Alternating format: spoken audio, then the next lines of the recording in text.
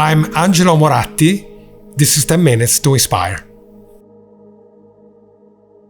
Tim Shriver, welcome to Milano. Welcome to 10 Minutes to Inspire, Tech Emotion Podcast. It's great to have you here. It's fantastic. You have a special connection with Italy.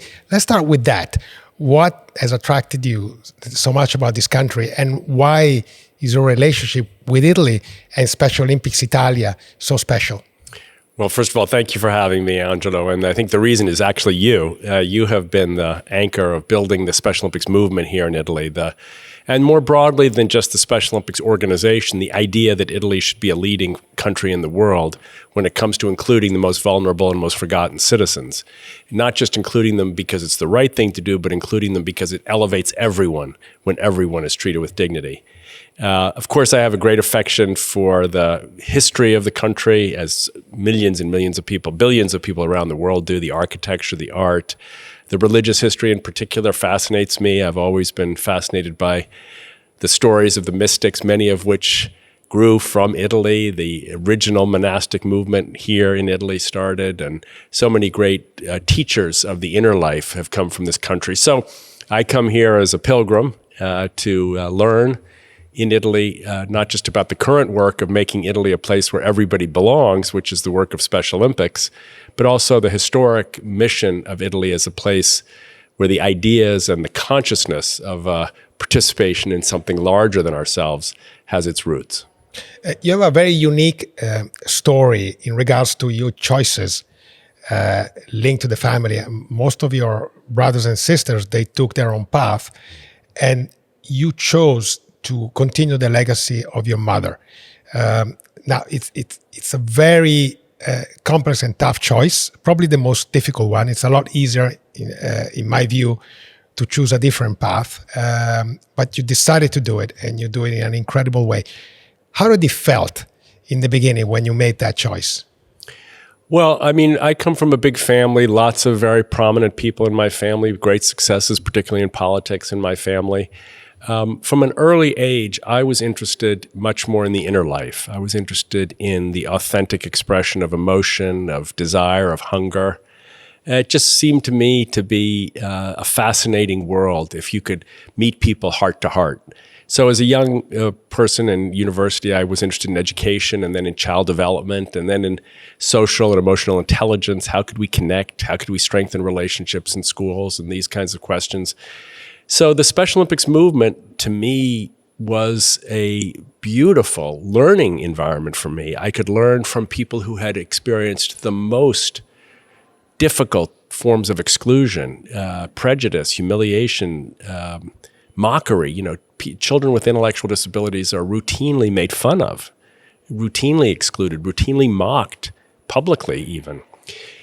But from their heart, you can know, I found I could learn so much about what it means to be strong in the face of rejection, what it means to be loving even after being treated poorly, what it means to have forgiveness as part of who you are, as your identity. I was learning all this from the athletes of Special Olympics. So, you know, it's not an easy life to have an intellectual challenge. It's not an easy life to be a family member of someone who has intellectual challenges or differences of many sorts.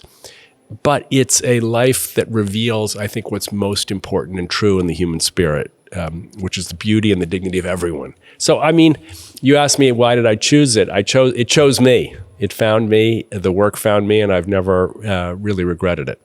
And how did you balance your work? Because when you work for the others, the effort is twice as much as when you work, you know, for yourself. But at the same time, you were able to develop, you know, a great family.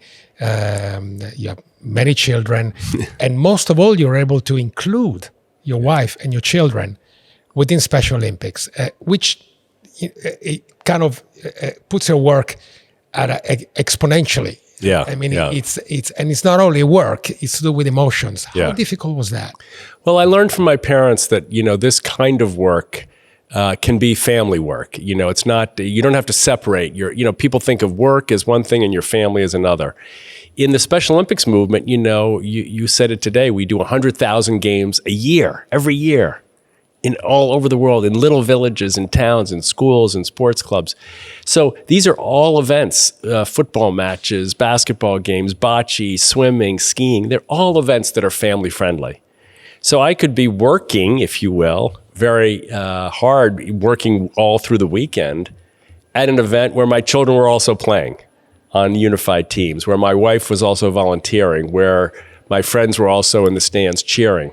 So, this kind of work is, by definition, our goal is to strengthen and broaden the human family. So it became a natural thing to, whenever I could, to include my own family in this work. Volunteerism is a part of the Special Olympics movement. I like to say we have a workforce of 1 million, 99% of them are volunteers. So we're a welcoming movement for anyone, and especially for young people. So when my children were 7 and 8 years old, I brought them to Unified Bowling, and they bowled with Special Olympics athletes, or to Unified Basketball, and they played basketball with Special Olympics athletes, or to World Games like we had here in Italy. So it's a family movement, and it made it fairly easy for me to include my family and at the same time give my all to the work. Was there ever a time that you thought, this is too hard, I cannot make it, I'm not the right person to embark on this journey? Well, there are many times where I thought I was not the right person. Trying to lead a global movement, 190 countries, who knows how to do that? Not me. How do you operate in the Middle East and in Southern Africa and Latin America and North America? How do you stand up to the bullying?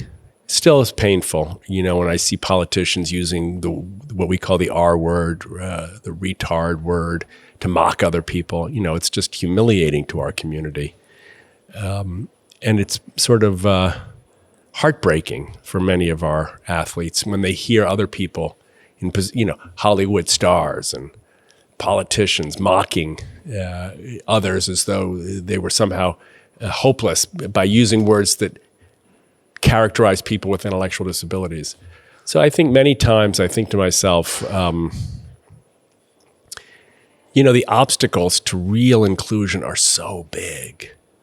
They're everywhere. Everywhere you hear people say, I want the smartest people. What are they saying? I know they mean it well. But what they are saying is they don't want a person with an intellectual disability. We want great families to move into this neighborhood. What are they saying? They don't want a group home for people with intellectual disabilities. And the list goes on and on. You can hear the cancer of this kind of prejudice in so many parts of life. So many times I've thought to myself, ooh, this is a intimidating challenge. But at the same time, my inspiration always comes from our athletes themselves who, we have to have faith in each other. We have to have faith in the human spirit. We have to have faith that the small acts of goodness, of hope, of believing in each other, these small acts will someday reverberate and strike down these great barriers to a more hopeful and a more inclusive future. So we stay at it. How do you choose the people to run Special Olympics? People that are part of the management team, people running the board, because there's a complexity to it, and you're not just picking people with IQs. That's true. You need to pick people with IQs and EQs, and most of all, passion. Yeah. First time I talked to you, and you asked me to embark on the project to grow Special Olympics Italy, I asked myself, why is he picking me, and what does he think that I have the right characteristics, to embark on this project? And then a year later, you called me up and asked me, why don't you join the international board? I also didn't think, I would be good enough for that. But I always thought, what convinced him to choose Angelo, and most of all, what convinced him to choose everybody else who's in the board of Special Olympics? There are exceptional people there. Yeah. Well, I think you've identified it. Everybody in this movement has one characteristic. They think everybody matters. No exceptions. They can see that. People talk about being able to see something outside yourself. I like to look at people who can see from a place of inclusion, whose eyes are already open to that lens. And it's not, it's completely independent of IQ. I mean, honestly, it's completely independent of IQ.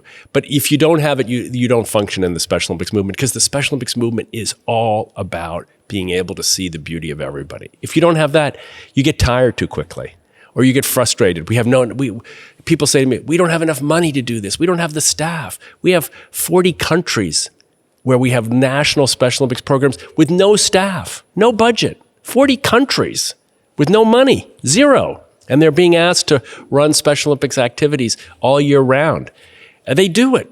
They do it obviously not because the money, they don't have any. They do it because they see something the world doesn't see. Everybody in our movement stays in the movement because they see. And once you've seen, maybe we were trained to see by the athletes, maybe we were trained to see by our families or something else, maybe our faith traditions, who knows? But once you've seen, you can't stop seeing it. You can't stop seeing, my God, look at you, the world, you've got it wrong. No, you're missing the point. You're missing the beauty. You're missing the moment. Please pay attention. Come watch this race. Watch the athlete, ski down this mountain, and you'll realize you've missed the point. That's the quality of people in our movement. This is fantastic. You really have raised the energy of the day and of the Tech Emotion seminar. Thank you so much, Tim, for coming here. And we really wish you could come back, in the future again. Angelo, anytime. I'm your student, I'm your brother, and I'm your colleague in this work. Fantastic. Thank you. Welcome to 10 Minutes to Inspire. Ciao.